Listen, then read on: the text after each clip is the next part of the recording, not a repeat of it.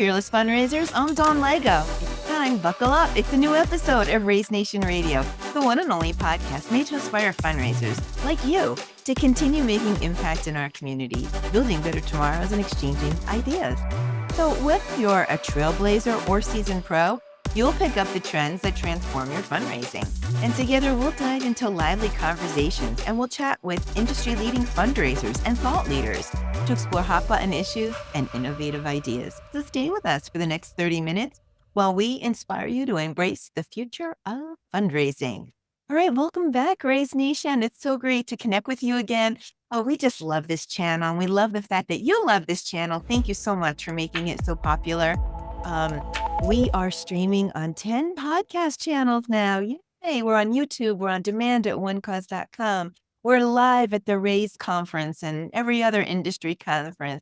So it's just a great way to connect. And I hope you're tuning in and getting some value out of this. And of course, if you want to join us, please reach out. We'd love to feature great missions like we're doing today.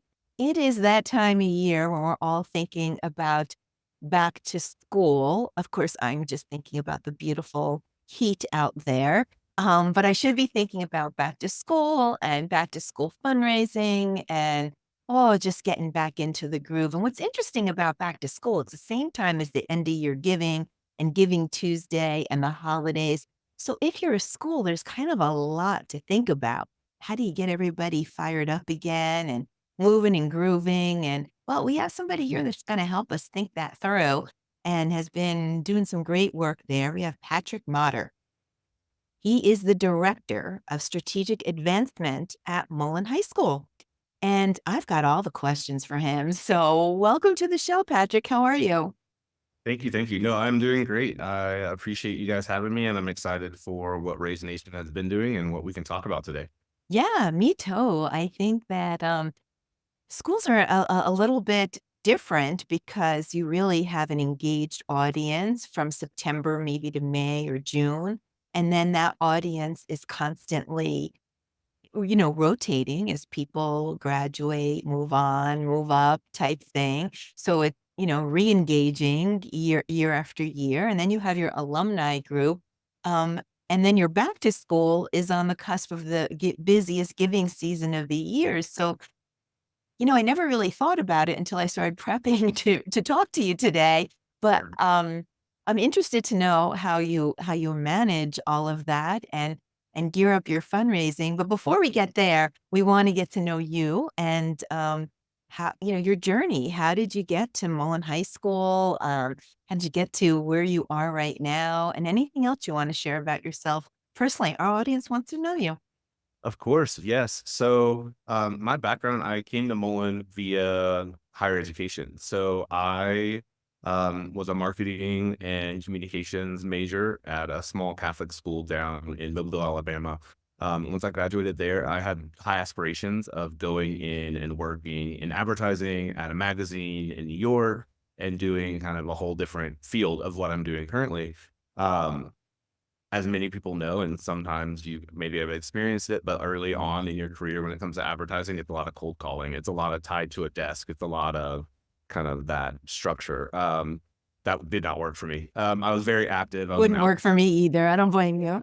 I was not someone who was needed to be tied down to a desk from 8 to 5. So early on in my career, after I had started in advertising, I started rethinking about what I wanted to do and what my passion was. And I found, I really enjoyed student affairs and education and the impact that you could make in that way. And so I actually started working for a Catholic school in North Carolina, and I spent about 15 years in Charlotte working in student affairs. So I did everything from fraternity, sorority life, intramurals, fitness, wellness, but I was always a little connected to the fundraising and the relationship building. Like that was what really drew me in and how I could make an impact to those students. So even during like meeting parents and doing orientation, like that's where I thrived. So in 2019, I made the decision that I wanted a lifestyle change. I wanted to leave North Carolina and move out to Denver. And I made that decision and kind of made it happen with kind of made a leap of faith, if you say. didn't have a position when I arrived in Denver, didn't have a job. No. Oh Yeah, my so I gosh. just really went for it. So I was really the outdoors, just the community that I found in Denver went through some visiting, just really connected with me. And so again, made that leap of faith, made a jump out here without a position. I did a little hiatus in corporate recruiting and found out that that was very similar to the marketing and advertising that I had said. It was No very tethered to desks in your world, right? That's not going to happen. desk, and that again still didn't work for me. I mean, I have friends that do that, and so proud of them for that, but that just didn't work out for We me. So all have our strength. I found a position here at Mullen. Um, I looked at some higher ed roles around here, and it just wasn't working. Denver had a lot more of a populace than North Carolina, so it was really hard to get those positions. But I found Mullen. It was a school that I was really connected to with their core values. So again, I had worked at other Catholic higher education institutions. I had been to a school that was a Catholic school and had very similar values, and so I kind of knew what that felt like. Mullen stood out to me as a school that had some high potential. It had gone through, they just had a new president. They were doing some organizational changes and some growth there. So I got into I got into fundraising at Mullen. I started in a position that was more of like an admin assistant type role, and have moved myself up to director over the last 4 years. But what it was that drew me here was, again, it was that the education, the difference that you made. And one of the biggest things for me is just knowing and seeing the impact that your work is doing. And when you're helping raise money or working at a school and you see the impact that these students have. We had a family that came to us at an event we recently had, and my colleague was talking to him just kind of about what she does and how we raise money. And he broke down in tears, and his family had been going through some hard times, and it was the money that we're able to raise and give back in tuition assistance was why he was able to come. And that's why I do what I do. And that's what drew me back to education and specific. Oh, I love that story. Wow, what a journey. We like to call our fundraising community here at One Cause fearless fundraisers. And I think you define that. You can be the poster child. Mm. There you go. I mean, and we're so glad that you did, because it's nice to see the impact that you're bringing to Mullen. But tell us a little bit about Mullen High School. You talked about their core values and how they just, stood out a little bit, committed to tuition assistance for those who need it. But tell us a little bit more about Mullen. What makes it special community? So just a little history on Mullen. So Mullen is named after J.K. Mullen, who is a philanthropist from the early 1800s. And he passed away in 1929. He had this property that we are still sitting on. So we were founded in 1931. So he had this property here in Denver, Colorado, and he decided he wanted to do a school. Him and his wife were passionate. They wanted to create a school. They weren't able to do it in his time, but then his kids carried on his legacy. And 2 years after he passed, we were able to open Mullen. They connected with the Christian Brothers, which is a Catholic organization that comes from the teachings of St. John Paul Baptist de La Salle, who was basically the patron saint of educators and teachers, and very famously started a bunch of schools in France and throughout the world. And the brothers kind of followed his teachings, and J.K. Mullen had reached out to them. There's a school in Santa Fe, New Mexico, where the brothers were at the time, and they came up. The school started as an orphanage, but there was also a dairy farm on property. So the orphans, as they grew up, would work the dairy farm, and we were able to kind of start from there. And then in the early 1950s, Mullen transitioned to become a high school. It was a boarding school for boys only, but many of the orphans transitioned into the high school. It was kind of, as the orphans grew up, the school grew with them to meet a need that Denver had. Through those years, it's been such a strong school. It's gone through a couple different iterations. In the 1980s, we went co-ed. Late 1980s, I believe it was in 1989, we went co-ed. So we allowed female students, and since then we have just been growing substantially. So we are one of the longest running private Catholic schools in Denver, in actual Denver, like city, county. We're the only school that it remains on the land that they were founded on. Many of the others have moved to other options for cheaper reasons, or the property was at a premium and they were able to sell it and make money and then kind of and reinvest it into the school. But Mullen has stayed where we are. We have, over 27 different sports teams. Our enrollment is currently right at 750 students. It's about 50-50 female, male. And we have about 60% Catholic, self-identifying students that are Catholic, and about 40% that are of another either denomination of Christianity or different faith-based. So we are open to all students. I think that that's what makes us so diverse. Also, one of the big things I mentioned earlier, kind of our values. So we have 5 core principles in the LaSallian community. One of those is concern for the poor, both those that are poor financially, but also in spirituality. And quality education is another one of our principles. And so what we always say is we're striving to provide quality education for all people. So whether they can afford it, whether they are 100 miles away, 10-minute walk away, like we want to make sure that that's affordable. So in my department, in the development team, we help do that. So we provide tuition assistance. The school as a whole provides about 2.3 million in tuition assistance every year to about 30% of our population to allow students to attend Mullen and get that Catholic education and quality education they may not get otherwise. And about 50% of that 2.3 comes through fundraising that we do. The rest comes from our operating budget. How many students? 750. Oh, okay. And what grades? So we're only a high school. So we do 9th through 10th. 9 through 10. Okay, got it. So, wow, a special story. I love that you just welcome all students and you want to make education affordable for anyone. So it's a beautiful story, and it's nice to see, that evolution and getting to that place. So, um, you're subsidizing the tuition, right? So if somebody needs it, you kind of want the funds to be able to provide it. You don't want to turn anybody away, Right. right? So that's Right. your job.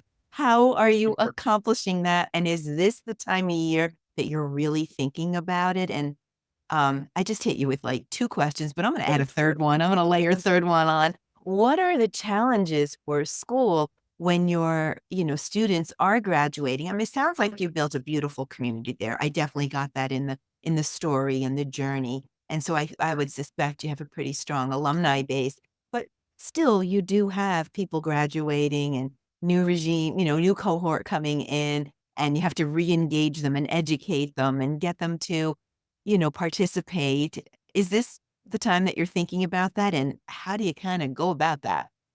No, definitely. In terms of thinking about it, you're right. So particularly because we're a high school, so our students are typically only here for 4 years. So we do have some colleagues and other schools in the area that are maybe K through 8 or K through 12 or even pre-K through 12. And then you have those students for 13, 14 years. Those families are constantly engaged. Once you get them kind of at that kindergarten, you're able to cultivate and continue to work with them all the way through to 8th grade or 12th grade. For us is we get them in the 9th grade.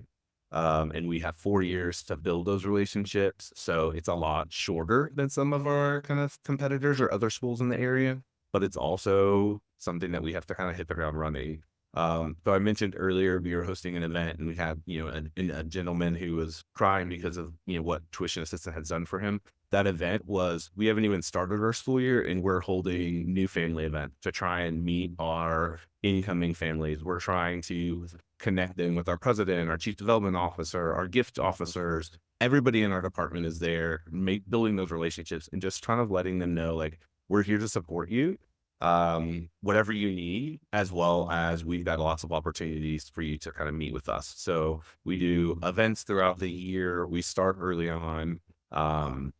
I think one thing that you mentioned a few minutes ago is like, it is that end of year giving, but what you have to think about when it comes to the school is for us, our fiscal year ends July 31st. So it's our end of fiscal year, but it doesn't. Oh, July 31st, not June 30th. I would have thought. So some schools are June 30th, but we're until 1st. So Okay. we're of our end of fiscal year giving campaign right now. So we're sending out a lot of emails. We're building those. We're having those coffees, those meetings. We're trying to connect with everybody about what that looks like. We're having a couple events. The end of tomorrow, we have a tennis tournament where we connect with a lot of people. So it is kind of really busy during this August or getting into August. And then we're also looking at who are our new hires in the school? How do we continue to build the relationships across departments? And then we're getting our students in. So July and August are really, really busy times. And then yes, you still have the Giving Tuesdays in November. You've got our homecoming event where we do invite alumni back. That happens in September, October. You have the tax year, the end of year giving that you want to make sure that anybody that's giving a gift to your institution, it's getting that benefit. So we technically have two end of year giving campaigns that we put on each year. So there's a lot going on. We got a lot of happening, but I think it really works well for us. You mentioned alumni. So Mullen has about 13,000 alumni. Wow. 8,000 of those live in the Colorado area. So we, Oh, 8,000 out of the 13 stay in that Colorado area. Is that significant? Is that? yeah, that's huge for us. It's a great opportunity because when we host events, we do get good turnout. We had somebody from a class of 99 that was in yesterday just chatting with us because he drove by and wanted to see.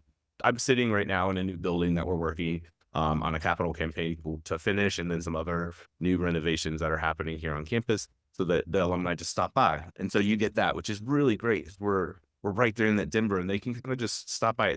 They still see it as like a place that they can connect to because it's right there in their back door. So how can you branch out into the community and get that community support as well? Because I'm gonna hit you with the hard questions. My daughter went to a private Catholic school here in New Jersey, and we paid tuition. So it was not easy. We didn't have assistance, but still it wasn't an easy bill to pay every year. So a little hard for me to fundraise on top of the tuition. And for those that had tuition they were subsidized. Well, they're in a socioeconomic position that they can't fundraise maybe either. So how do you cultivate that responsibility with your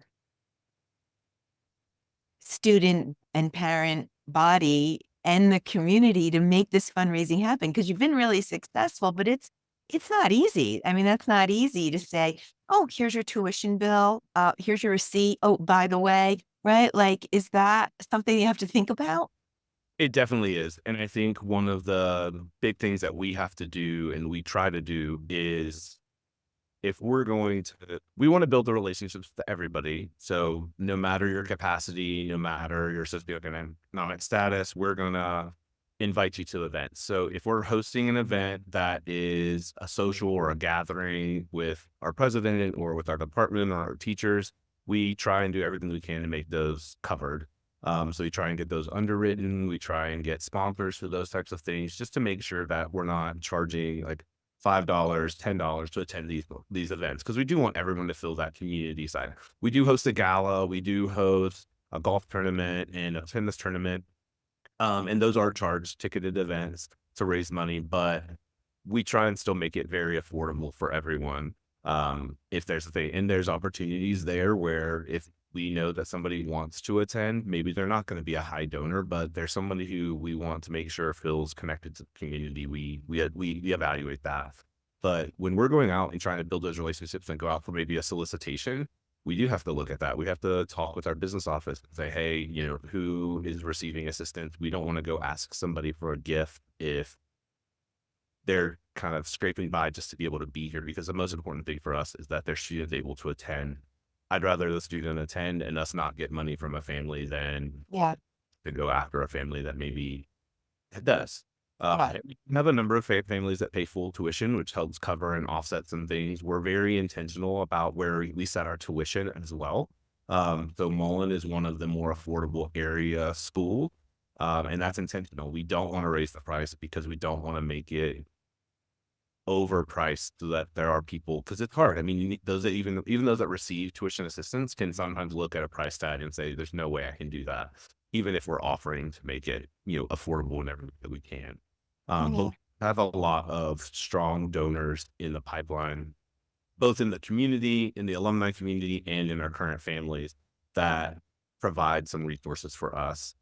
Every year we do a appeal throughout the year that we say is to cover the gap. So we are a tuition-based institution, but we don't charge the students for the full cost of their education. There's about a $1,500 difference from what it costs us to educate the student and what um, the students pay in tuition. So every year during our appeal, we do a Cover the Gap campaign, and we ask everybody on campus, just in general, this isn't something we go out to specific families and ask, but we ask our whole community if you can help cover this $1,500 gap, and that helps to educate a student and get them past kind of that limit. And so that really helps with us because I think those that have the ability to pay more are open to it because they know their students are getting a different type of experience because they're seeing our community, which truly represents the community that represents Denver. So from a socioeconomic status, from the male female demographics, like we look like Denver. And because of that, I think people feel like they're getting something different when they're at that Mullen for education. What I also like about that is I think it's giving the message that um, tuition's not inflated and we're not profiting, right? Like, sometimes you see a new this, a new that, a new building, new equipment, and in the back of a mind, it could be like, yeah, well, there's my tuition, but when you're saying that there is a gap, you're not paying full tuition. They're understanding that, hey, Mullen needs help as a community. We want to educate the entire population, make it affordable for everyone, welcome everyone. We're doing it at a discounted rate. We're not profiting. We're not rolling in the dough here and paying everybody these, crazy salaries, which I will come right out and say it. I think teachers all deserve a raise. There couldn't Right. be I mean, here for all the teachers in the world because educating our youth and helping and mentoring them and helping them become, who they need to be and the best version of themselves and the extension of parents and sometimes replacement of parents. There's nothing better than a teacher. But you're actually giving a message that, hey, we're not profiting, we're not overpaid, there in fact is a gap, so not only is it a smart fundraising message, but it's a smart message altogether, just to remind people the value that they're getting at Mullen, so Definitely. And I mean, that what you just, I mean, you touched on, the value of quality teachers, and that's something that we really focus on. And one of the things that I find the most amazing when fundraising for a high school or an educational institution is the impact of a teacher has on someone 50, 10, for sure. can 100% impact that somebody wants to give back because those teachers in the classroom spend so much time with those students and help form them as individuals and human that makes such a difference for them. So when we do homecomings or we have alumni on campus and they're like, oh my God, this is so and so's classroom. We really loved them. And they tell Yeah, stories. We highlight one of the teachers as like a Hall of Fame or, just anything that we do. That always is such an impressive thing to see because teachers truly make such a difference make a for difference, those yeah. students. It is such a rewarding profession. I've seen it in my own daughter. My daughter is a rising senior today at Boston College. She does go back to her high school and speaks and, talks to the incoming. We try to stay involved in the community. But to your point, this was not a high school teacher, but my daughter's fourth grade teacher. I'm going to go and give her a shout out, Mrs. Doyle. We still exchange Christmas cards or holiday cards today. And my daughter does author children's book and, Mrs. Doyle was the inspiration behind that, and Oh, the impact that this teacher made on my daughter is everlasting. So shout out to all the teachers there. I think we all have those teachers in our lives that Yes, sort of and thank goodness we do. Yeah, thank goodness for Mullen. Well, you hit on a few things that before we get to wrap up this episode, I do want to touch on. You talked about some events, and as a former event planner, my husband and I had our own event planning firm for about a decade before I joined One Cause about 13 and a half years ago. Um, which you talked about a golf tournament and a gala and those kinds of. So I assume that those are some of your fundraising events. And I'm sure that people that are listening are school fundraisers. They're part of the advancement and development teams. And they're probably like, wow, how'd you do it, Patrick? How are you raising the money? How are you getting it done, engaging? So are some of your fundraising events the method that you're going about to engage your community, activate your donors, and get those very needed funds raised? And tell us about those events. What makes them successful? What are you doing? Yeah, no, definitely. So we strive to really, again, make those relationships and focus on cultivation on individuals. But we know that a great way to not only steward and to keep those relationships are through the event. So our annual gala happens in the spring. The last couple years, we've actually had the benefit of working with an alumni family who owns an event center here in Denver, and they have Convenient. that helps with cost and it gives them advertisement. It's a wonderful space. We typically try and have like a nice cute theme. So this 2 years ago it was a Mad Hatter theme. This last year we did one around the Kentucky Derby. It just gives people a little bit of like fun. We want the parents to have fun and then kind of go out. Every time we do the gala, we also have a silent auction and a live auction. Those are always really good. But our main kind of fundraising and money bringer in at the gala is our paddle raiser. So we do a paddle raise after our auction in order that all goes to tuition assistance. And we have typically a story. Last past year, we focused on teachers actually, and had some stories of teachers and how they've seen tuition assistance impact their classroom and impact students, and maybe a student that wouldn't have been able to attend Mullen was so successful. And so sharing that story either through video or someone coming and having like a live speech in front of everybody has really helped. And then we do a paddle raiser, and typically we raise quite a bit of money during that, and that all goes directly back to our students in tuition assistance. We also host a golf tournament in May. This is a little bit smaller. It helps to fund some of our athletic needs when it comes to students that may not be able to afford to be a part of a sports team. And that one really supports that one and gets people out there. We've sold that out the last 3 years. So that's been really exciting, and we're able to utilize a golf course here. Without events. Wow, good for you. We have some great events that we have, and our team is all hands on deck. We don't do like an individual event planner. We all work together to make sure they're successful. So what do you attribute to the success? I mean, is the people? Is it the longevity of the event? Is it the community, corporate sponsors? Um, what tools are you using to make it successful? What plays into all of this success?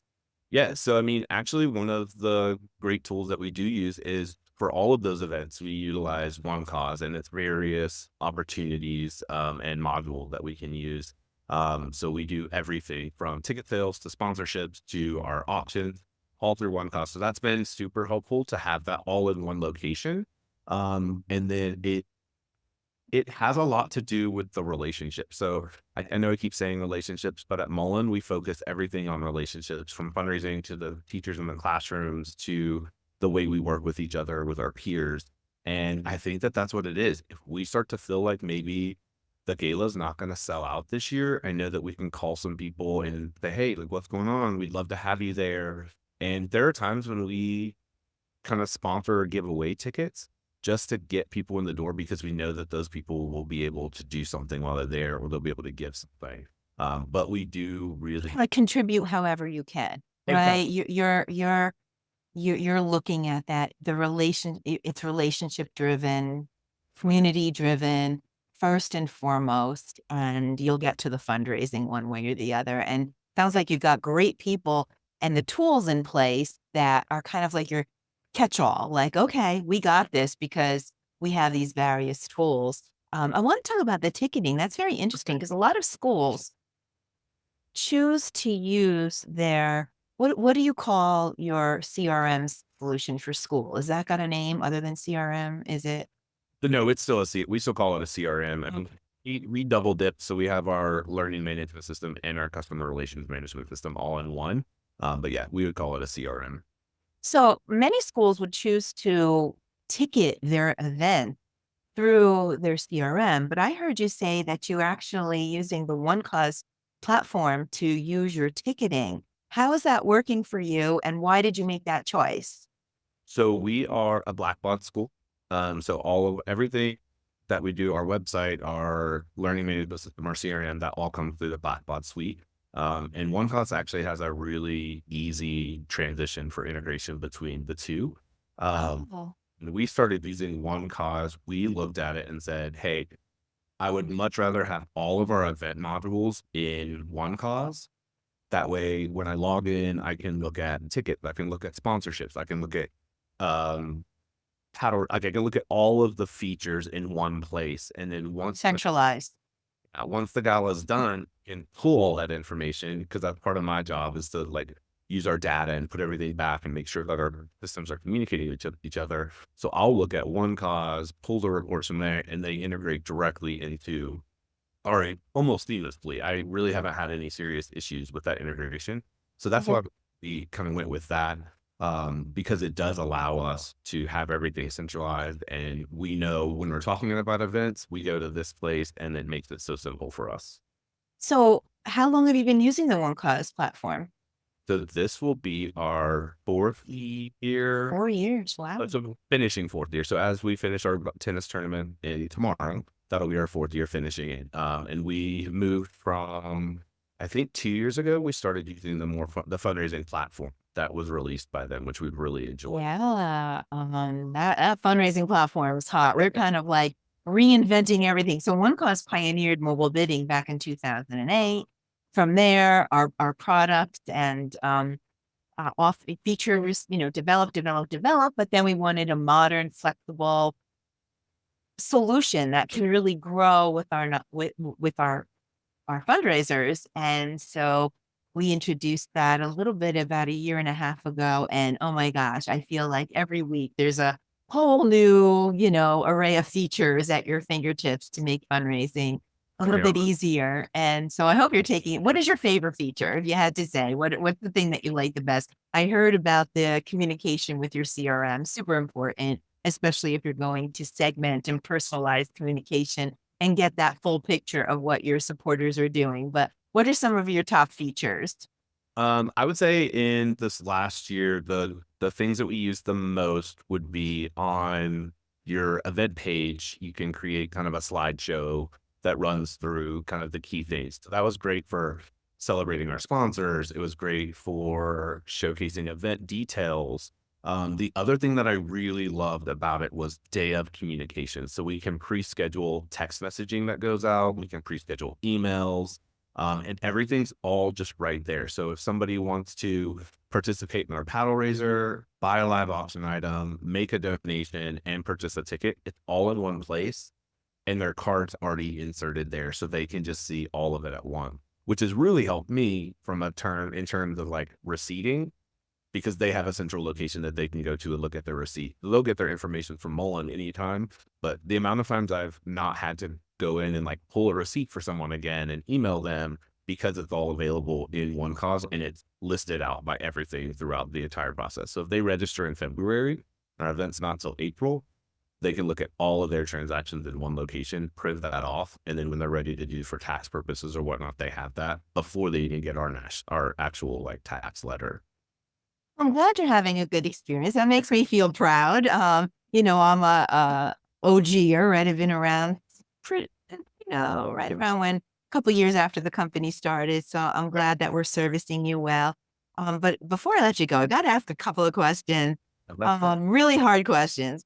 First, how do you feel that the OneCause software has helped everybody involved in event execution fundraise easier and focus on the more important things?